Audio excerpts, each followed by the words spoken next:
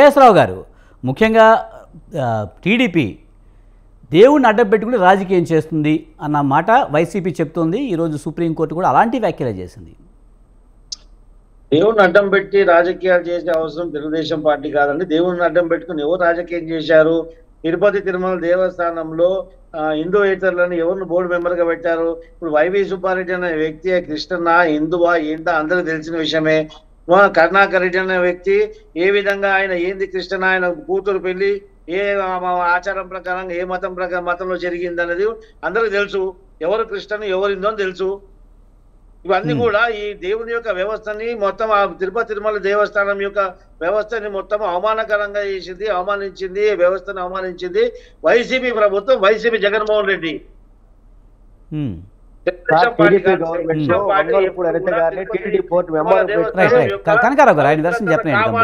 ప్రయత్నించింది తప్ప ఏ రోజు కూడా ఆ యొక్క పవిత్రతను భంగం కలిగించే పని చేయలేదు.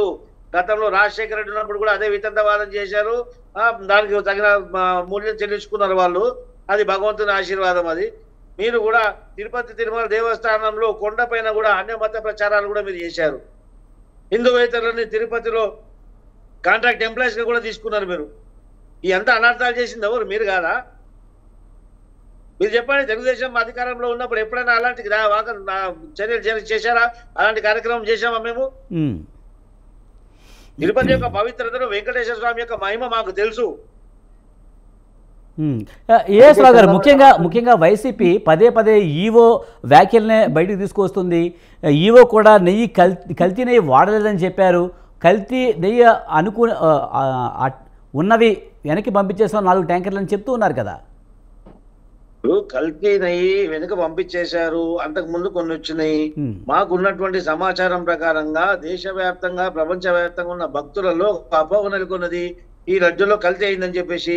ఇప్పుడు మేము ప్రభుత్వంలో ఉన్నాం కాబట్టి ప్రభుత్వం యొక్క బాధ్యత తెలుగుదేశం మన తెలుగు రాష్ట్రంలో ఆంధ్రప్రదేశ్ రాష్ట్రంలో ఉన్నటువంటి అత్యంత ప్రపంచవ్యాప్తంగా ప్రాధాన్యత ఉన్నటువంటి టెంపుల్ అది వెంకటేశ్వర స్వామి సన్నిధి. అలాంటప్పుడు వెంకటేశ్వర స్వామి యొక్క ప్రసాదం పైన కానీ అక్కడ వాడుతున్న నెయ్యి పైన కానీ ఏ ఒక్క అపోహ వచ్చినా కానీ అది తీర్చేటటువంటి బాధ్యత ప్రభుత్వం ఉంటుంది. కాబట్టి ఖచ్చితంగా ఈ అనుమానాలను తెరలేపాలి. కాబట్టి మాకు అందినటువంటి ఒక రిపోర్ట్ ఆధారంగా మేము దాని మీద వ్యాఖ్యలు చేశాము. అందుకే దీనిలో నిజానిజాలు మేము పరిశీలిస్తున్నాము.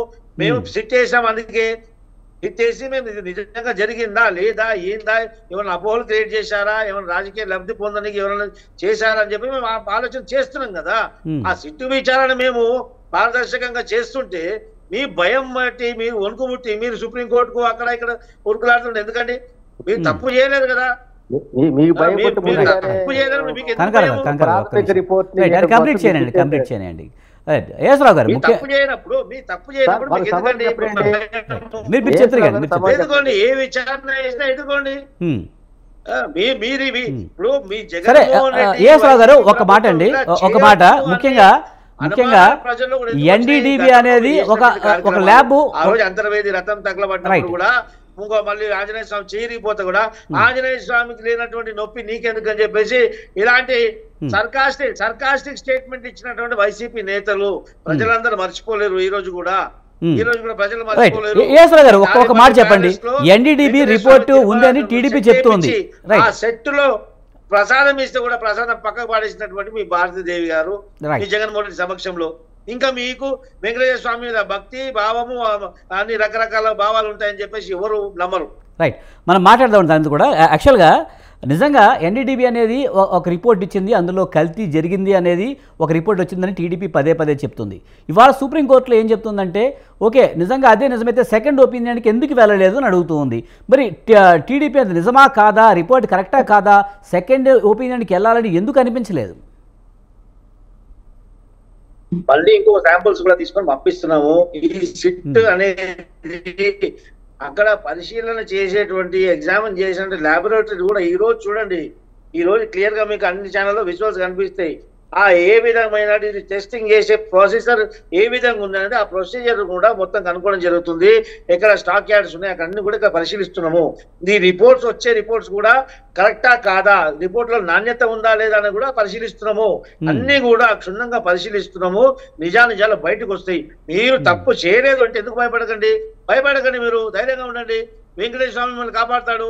మీరు తప్పు చేస్తే మాత్రం వెంకటేశ్వర స్వామి సన్నిధి, వెంకటేశ్వర స్వామి ఖచ్చితంగా ఇంకో శిక్షిస్తాడు. క్వశ్చన్ కూడా ఉంది రావు గారు, ముఖ్యంగా జూలై 18న ఈ ల్యాబ్ రిపోర్ట్ వస్తే విచారణ చేస్తున్నాం సిట్ ద్వారా.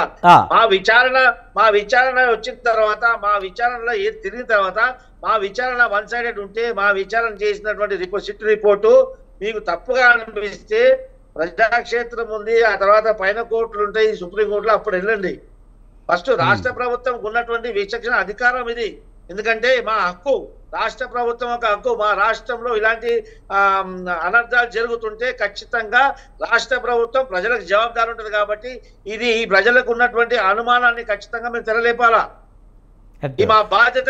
రావు గారు, జూలై 18న టెస్టింగ్ పంపితే సెప్టెంబర్ వరకు ఎందుకు ఆగాల్సి వచ్చింది? ఇది ప్రధానంగా వినిపిస్తున్న మాట. ఇప్పుడే ఎందుకు బయటెట్టాల్సి వచ్చింది?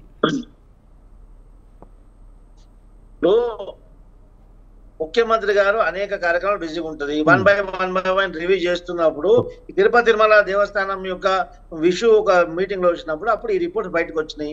అప్పుడు రిపోర్ట్ మాకు అందించడం జరిగింది. ఆ తర్వాత చెప్పడం జరిగింది. ఎప్పుడు వచ్చినా గానీ, నెల తర్వాత వచ్చినా, 2 నెలల తర్వాత వచ్చినా, ఆ రిపోర్ట్ రాగానే బయట పెట్టాం కదా.